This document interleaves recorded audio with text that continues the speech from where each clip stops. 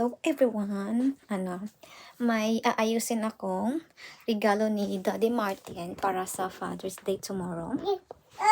Dito kami sa kwarto ni Migay, tapos si Daddy Martin nandun sa sala.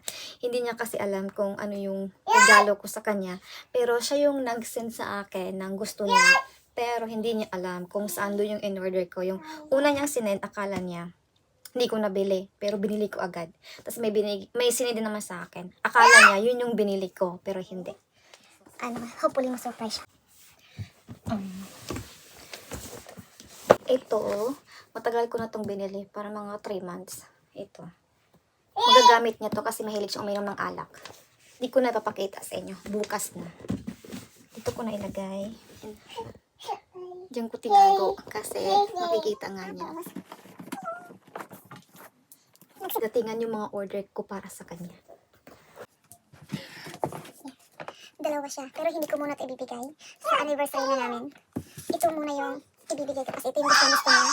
Tapos, yung Panood niya sa YouTube, doon ko to in-order. Ito. Pero ililipat ko to sa lalagyan kasi alam niya agad kung kanino kasi yung yung sender alam niya kung sino. Ililipat ko to sa lagayan. Tago ko muna kasi baka pumasok. Mamaya na siguro pagtulog na siya. Hello, my guy! Ito yung... Tapos, yung binili ko sa shop, tinago ko dito sa labahan. Kasi pumasok siya kanina sa kwarto. Inalagaan niya si Migay. Buti talaga. Nilagay ko dito sa labahan ni Migay. Yung binili ko nga. Yun siya. Gusto niya kasi i-try daw to. Yung gusto naman niya is medyo pricey. Kaya ito yung binili ko. Kasi wala akong budget ngayon. Kaya ito yung nabili ko para sa kanya. Alak is life yun naman. Ibabalik ko muna kasi parang feel ko papasok siya. Tapos meron pa akong nabili na gusto niyang kainin lagi. Tapos, nakabili na rin ako ng card. Tinago ko rin para hindi niya malaman na may card siya. Kasi akala niya wala. Diyan muna. Akala niya kasi wala. Alam niyo ba, ang sobrang kalat ng kwarto ni Migay. Kaya ayaw kong ipakita sa inyo. Baka may mag-comment na hindi ako naglilinis, hindi ako naglaligpit. Pero totoo naman, makalat talaga yung kwarto ni Migay. Pero mga siguro mga next month ako mag-ayos pag malapit na yung birthday ni Migay. Pag pumunta dito yung brother, maglilinis ako ng room ni Migay. What's happened? What happened?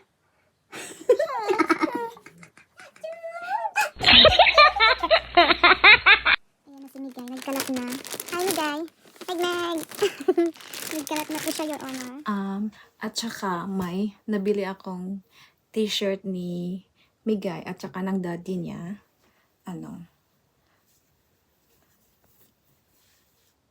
Our first Father's Day together.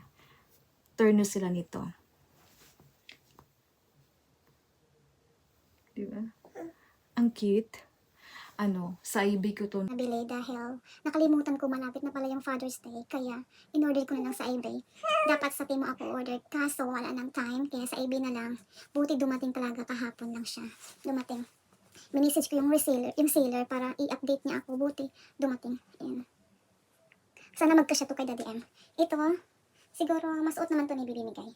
Ayan. Hindi alam ni Daddy M na bumili ako nito. Di ba, Migay? Si Migay din hindi niya alam. Ngayon alam na niya. Ang taray niya. Hindi ako matapos mag-asikaso, mag-ayos ng para bukas ay gagawin natin na. So, kailangan ko na siyang palibihin. Bye! See you tomorrow! Bye! See you tomorrow!